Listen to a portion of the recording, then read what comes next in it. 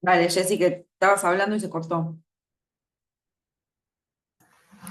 Bueno, profe, que ellos ignoran los valores del, digamos, de la sociedad misma y que ellos, digamos, la clase popular, por así decirlo, conocen esos valores y conviven con ellos. Bien, digamos las Es- cosas, no habla de clase popular, habla del pueblo, que no es lo mismo. Porque en el pueblo tampoco hay clase, ¿no? Si el señoritismo no tiene clase, acá tampoco, ¿no? El pueblo, pues, abarcar, pero sí, está sí, muy bien. Habla de una ética popular, pero popular en el sentido de popular como adjetivo de pueblo, no de popular como de clase popular. ¿Se entiende?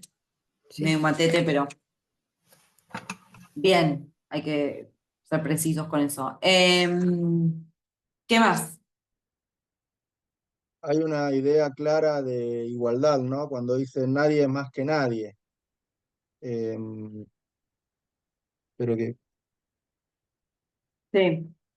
por mucho que valga un hombre, nunca tendrá valor más alto que el valor de ser hombre. Eh, Bien marcada la idea de igualdad ahí. Somos Sí, todos iguales. y la importancia también del humanismo, ¿no? Porque lo importante es ser hombre, lo Sí, más, las dos cosas al mismo tiempo, está muy bien. La igualdad y la idea de un, como de lo importante del acento puesto en lo humano, ¿no? En el ser humano. ujú.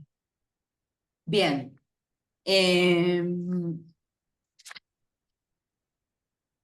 Acá después viene lo que venían diciendo vos sobre el CID, ¿no? Leamos los últimos dos que quedan, el 4 y el 5 juntos, que más o menos van de la mano, y los comentamos.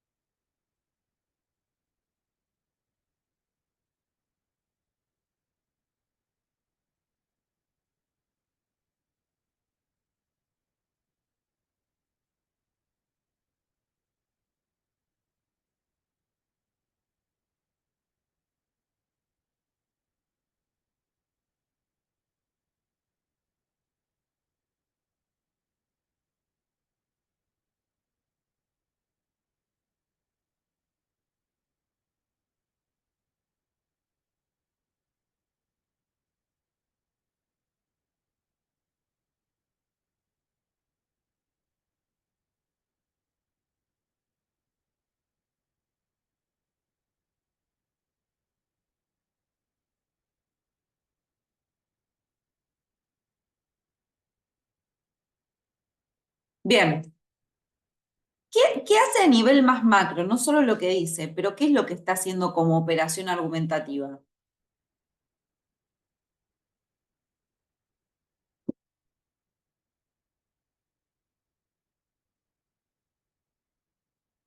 ¿Cómo está sosteniendo su opinión y lo que está diciendo? ¿De qué se vale?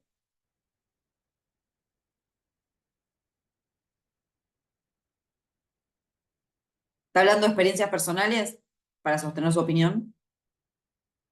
Está dando un ejemplo de una historia ¿De que qué es conocida, historia? ¿De un de- amigo?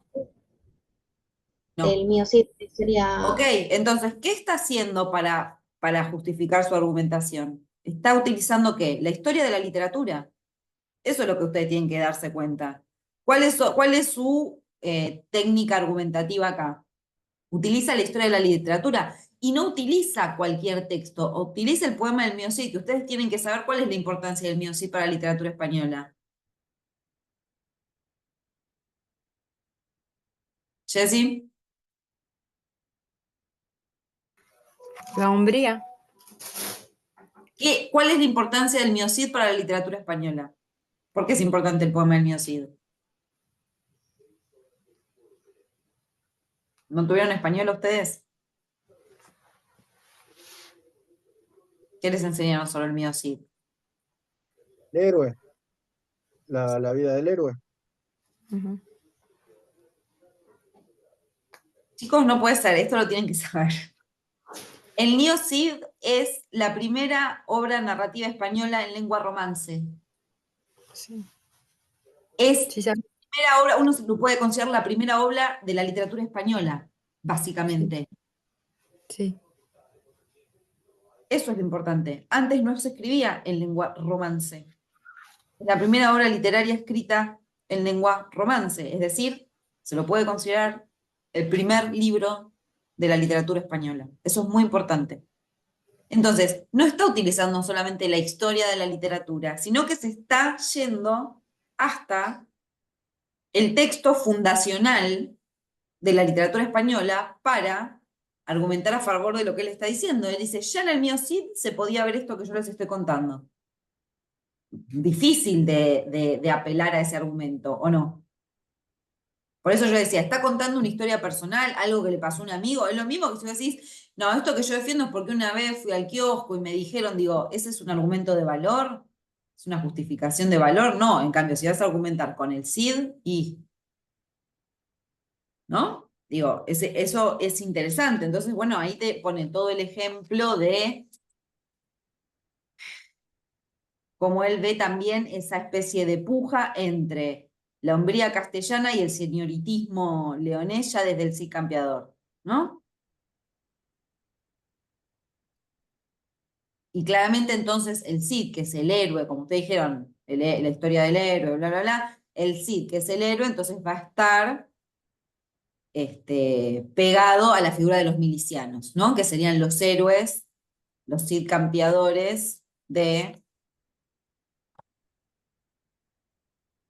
la España de ese momento. ¿Sí? Yo ahora tengo curiosidad, ¿no les habían dicho en español a uno eso, lo del Cid Campeador, que es el primer texto escrito en lengua romance? ¿O se lo olvidaron o qué? Sí, profe, sí. Bueno, esas cosas no se las pueden olvidar. Es importante. Recuérdenlas. Bien, entonces, pasemos a El crimen fue en Granada, que es el que sigue.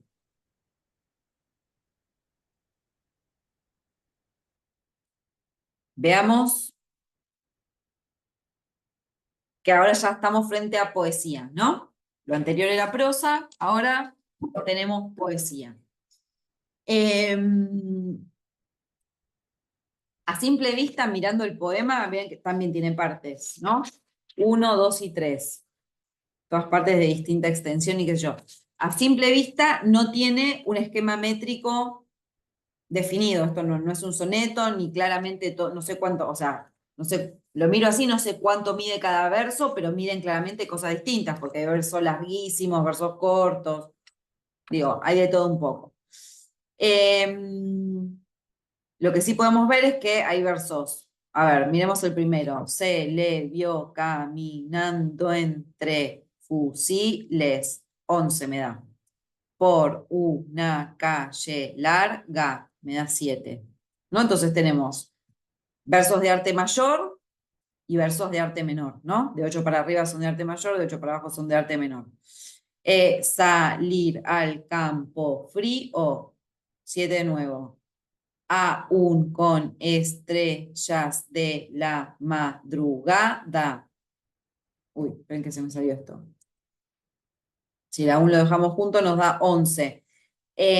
Eso es esa primera parte, que son versos endecasílabos y heptasílabos, es decir, de 11 y de 7. Ese esquema se llama silva. ¿Sí? Con B corta, silva. Y después tenemos, a ver, mataron a Federico, 8. Y toda esta parte es muy interesante. Cuando la luz asoma, va 8. El pelotón de verdugos, 8. No oso mirarle a la cara, 8. Todos cerraron los ojos, 8. Rezaron, mi Dios te salva, 8. Muerto cayó Federico, 8. Y ahora ya no, ¿no? Porque sangre en la frente y plomo en las entrañas. Ya nos vamos de nuevo a 11, ¿no?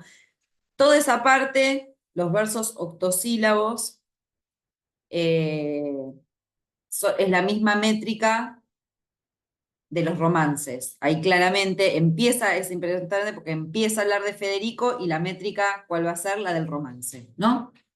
Porque Federico era el escritor de Romanceros Gitanos. Así que eso está hecho a propósito. Entonces a veces está bueno mirar y contar a ver qué encontramos por ahí. Veamos esta primera parte. Se le vio caminando entre fusiles por una calle larga, salir al campo frío aún con estrellas de la madrugada. Mataron a Federico cuando la luz asomaba. El pelotón de verdugos no osó mirarle a la cara. Todos cerraron los ojos, rezaron, ni Dios te salva. Muerto cayó Federico, sangre en la frente y plomo en las entrañas. Que fue en Granada el crimen, sabed, pobre Granada, en su Granada. Bien. ¿Qué ven? ¿Qué ven acá? Y relacionen también con lo que sabemos de Lorca, ¿no?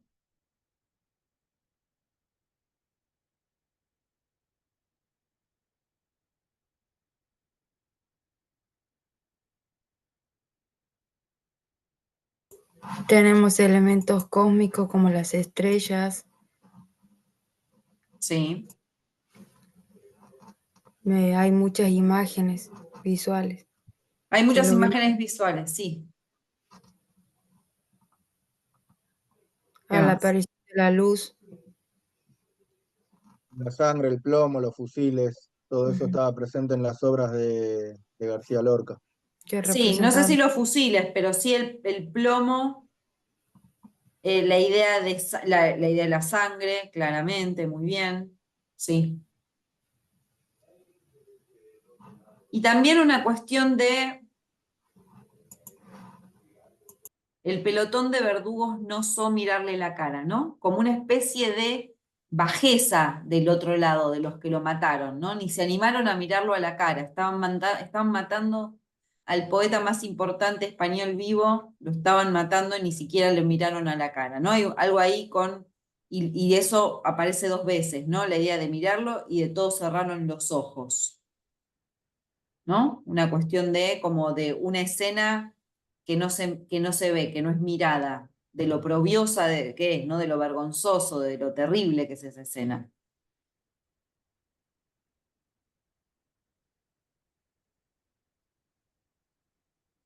Y la idea también, la repetición esto de que fue en Granada, ¿no? Que era su lugar, en su propia casa, en su propio lugar de nacimiento, ¿no?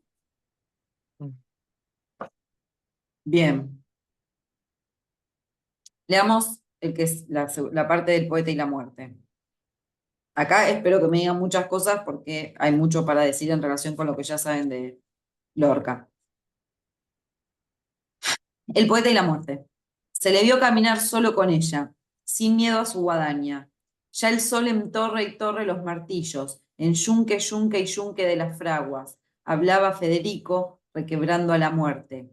Ella escuchaba, porque ayer en mi verso, compañera, sonaba el eco de tus secas palmas, y diste el hielo a mi cantar y el filo a mi tragedia de tu voz de plata. Te cantaré la carne que no tienes, los ojos que te faltan, tus cabellos que el viento sacudía, los rojos labios donde te besaban. Hoy como ayer, gitana, muerte mía, que bien contigo a solas, por estos aires de Granada, mi Granada.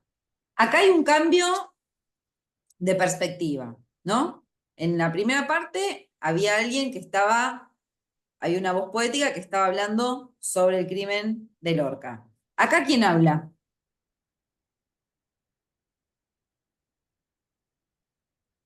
¿Quién habla acá? Vuelvan a leerlo. Hablaba Federico, dice. Habla él, habla Lorca. La voz poética es la voz poética de Lorca, ¿no? Mi Granada, mi muerte, te cantaré, bla, bla, bla. Bien, busquen que hay un montón de cuestiones que deberíamos poder marcar que hacen referencia a la poesía de García Lorca.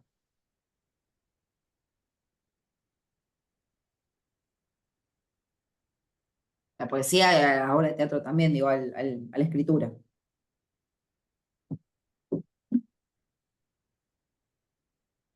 La escritura en la repetición, cuando dice torre y torre, yunque, yunque y yunque, Eso lo vimos, ¿no? sí. ¿Cómo empieza? La luna bajó a la fragua en su polizón de nardos. La luna me mira, mira, la luna me está mirando. Ahí está la fragua de nuevo, el yunque de las fraguas, que es el espacio, ¿no? Que también aparece en ese poema y en otros. ¿Qué más? En la primera oración me parece la representación de la luna, porque dice, se la vio caminar, se le vio caminar solo con ella, sin miedo a su guadaña. ¿Qué cosa? Esa como si fuera que está caminando con la luna. ¿Cómo se llama ese recurso?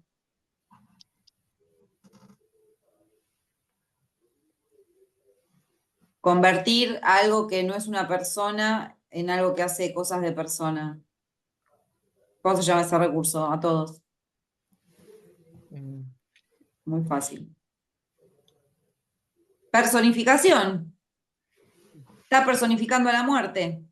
Ujú. La muerte no, en bodas de sangre no aparece personificada como la mendiga.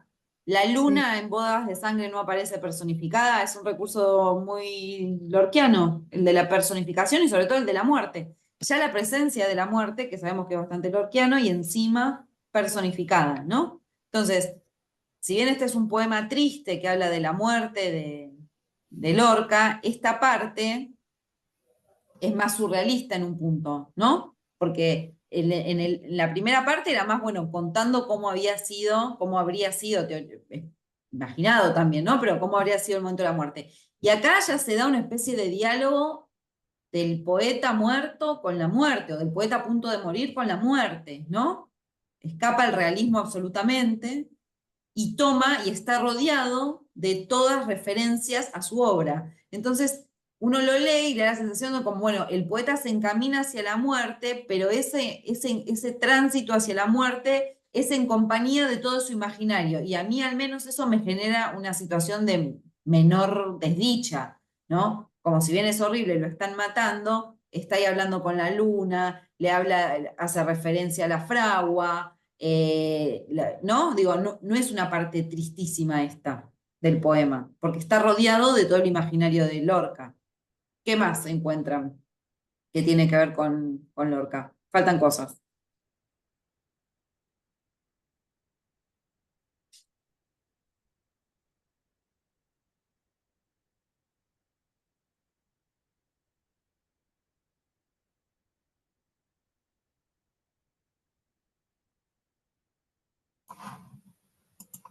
Aparece nuevamente el viento, también representaba la muerte, después la plata, La plata aparece. ¿Se acuerdan todo lo que hablamos de los metales y la plata? Aparece la plata. ¿Qué más? Gitana. La gitana, muy bien. El imaginario de los gitanos, sí. El quehacer del poeta, él le dice a la muerte, te cantaré la carne que no tienes, los ojos que te faltan, ¿no? Ahí está diciendo básicamente Lorca, el personaje de acá, le está diciendo a la muerte que la está personificando, ¿no? ¿Qué significa? Te cantaré la carne que no tienes, te voy a volver persona, te voy a dar un cuerpo, te voy a dar los ojos que te faltan, ¿no? Entonces es como el poeta mostrando el procedimiento de la personificación de manera metafórica. Para mí la idea esta de sonaba el eco de tus secas palmas me hace acordar a la idea del flamenco, a la música gitana, ¿no? Que siempre se acompaña de palmas.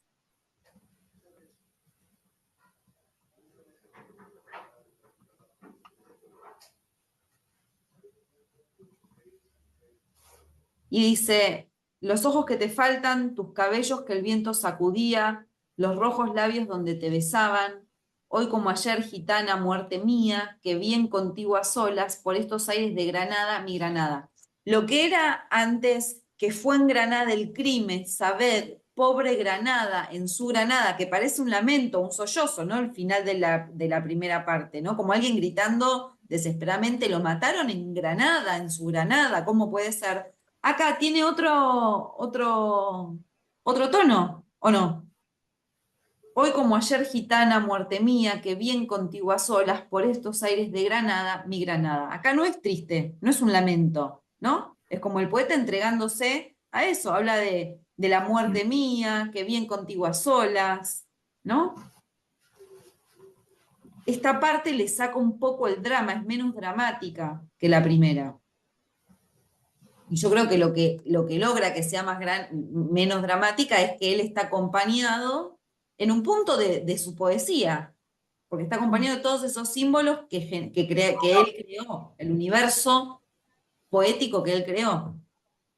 ¿Sí? ¿Lo ven eso? Sí, profe. Bien. Veamos la última partecita, que es corta.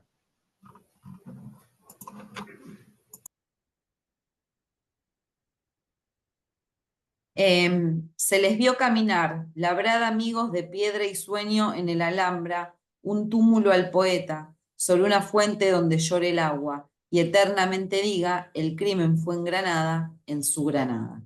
¿No? Y a este ya es como un final que se le da de nuevo, se vuelve a un tono un poco más triste.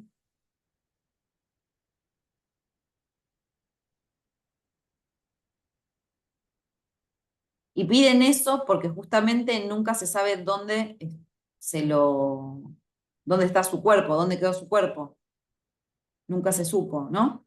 Entonces es un pedido, un túmulo es una especie de sepulcro antiguo. Entonces dice, labrad, amigos, de piedra y sueño en el Alhambra, un túmulo al poeta sobre una fuente donde llore el agua.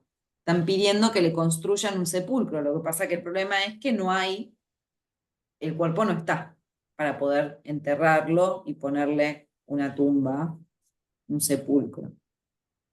Es todo triste el poema, ¿Sí? de inicio a fin.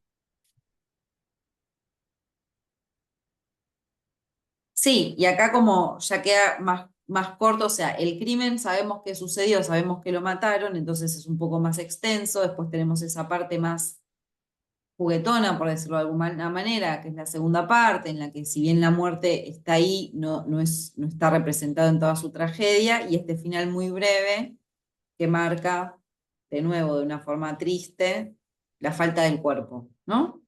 El no saber dónde, el no poder darle sepulcro al poeta.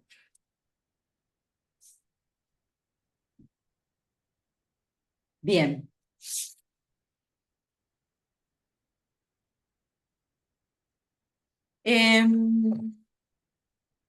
Vamos a leer un poquito del que sigue, de lo que sigue, que es un texto de nuevo en prosa, que me parece interesante porque aparecen un par de las cuestiones que estuvimos mencionando, un poquito porque no tenemos mucho tiempo.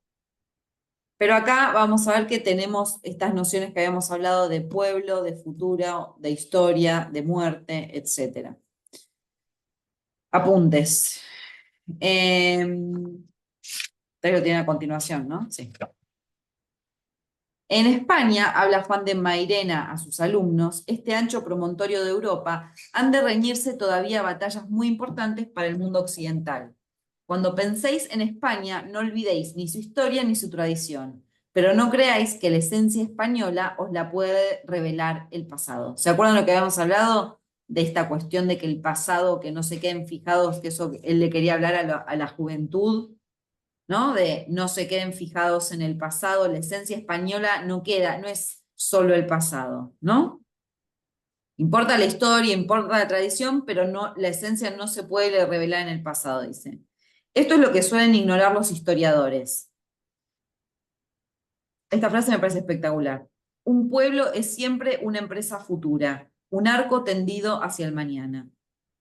La idea de que el pueblo, y eso me parece que es interesante, y lo tenemos que pensar también nosotros para nuestra actualidad, la idea de que el pueblo no es algo que ya se constituyó en el pasado, que ya en el pasado quedó dicho, esto es el pueblo, o este es nuestro pueblo, y que después hay que defender eso, sino que el pueblo siempre tiene que ser pensado como una empresa futura, como algo que se va a seguir constituyendo en el futuro continuamente, algo que no está terminado. ¿Se entiende? Porque si nos quedamos en un pueblo cerrado en el pasado, nos volvemos conservadores, racistas, ¿no? Digo, como es como los españoles de derechas ahora que hablan de que, no, porque descubrimos América y ahí se mezclaron con los indios y las razas y ese tipo de pelotudeces tiene que ver con querer decir el pueblo es este y es el mismo desde el 1500. Pues no. En cambio, entender el pueblo como una empresa hacia el futuro es entender constantemente su capacidad de cambio, pero también su capacidad de creación y de recreación de lo que se quiere que suceda, ¿no? El que este mañana nos sea desconocido no invalida la necesidad de su previo conocimiento para explicarnos todo lo demás. De modo que la verdadera historia de un pueblo no la encontraréis casi nunca en lo que de él se ha escrito. El hombre lleva la historia, cuando la lleva, dentro de sí. Ella se le revela como deseo y esperanza, como temor a veces, mas siempre complicada con el futuro. Esto es la intrahistoria. Esta vendría a ser para mí la definición de la intrahistoria. El hombre lleva la historia dentro de sí. ¿Se acuerdan que hablamos de la intrahistoria, no?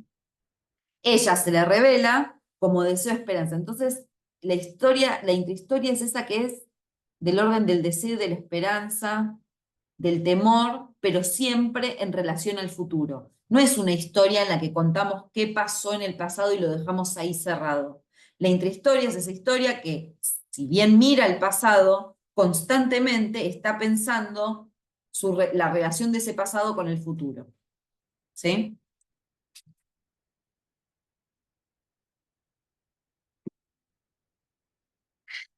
Pueblo es una muchedumbre de hombres que temen, desean y esperan aproximadamente las mismas cosas. Esto ya lo dijimos.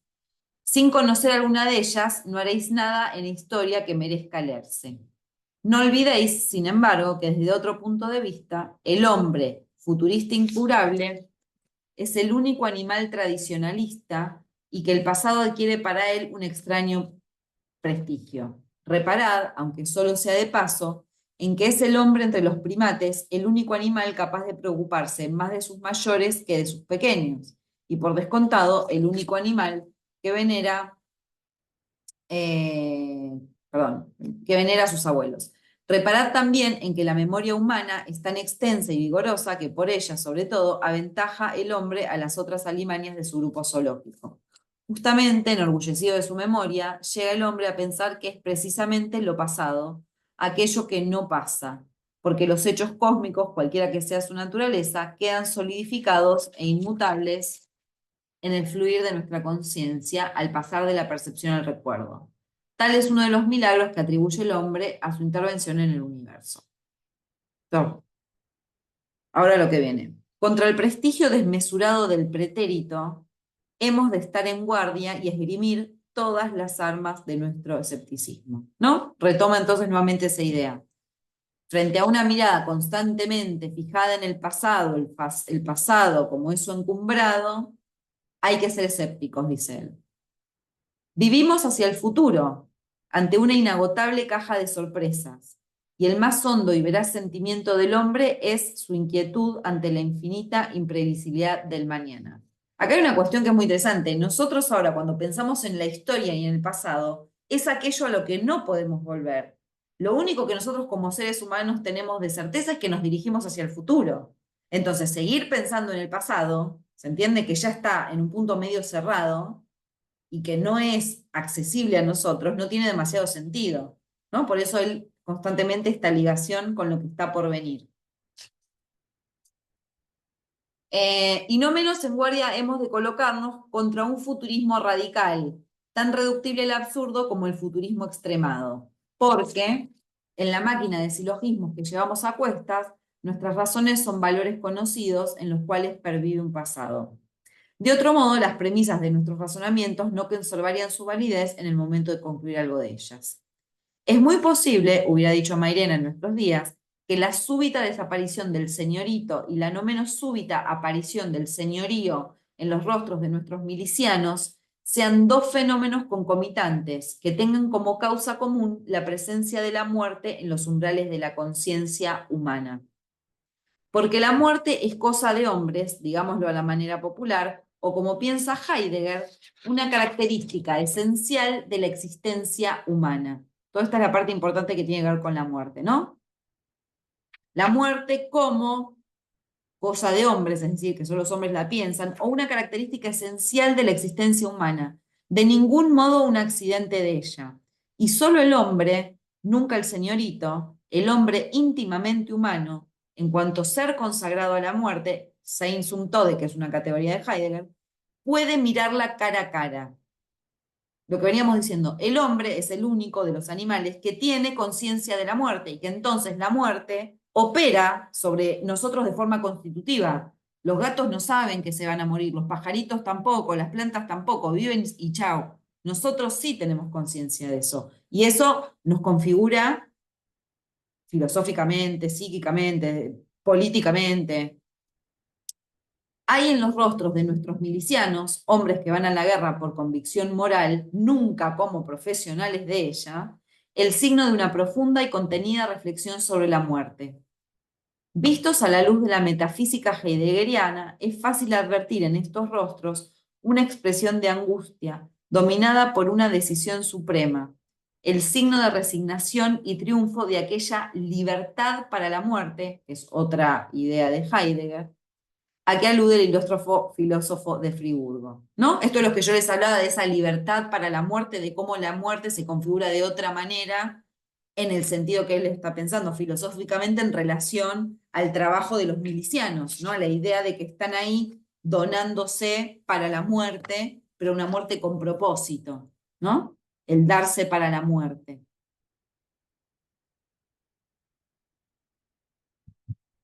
Bien.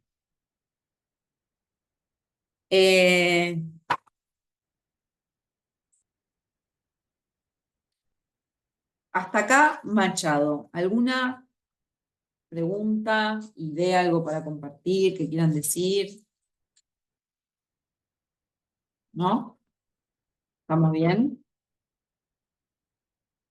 Bueno, entonces, para la clase que viene nos toca Miguel Hernández, que ahí les puse los poemas con los que vamos a trabajar acá en clase. Así medio la misma dinámica que hoy, ¿no? Como la idea está de yo presentar, tirarles puntas de análisis y que ustedes se metan con los textos a ver qué encuentran. ¿Les parece? Sí, profe. Bien, genial.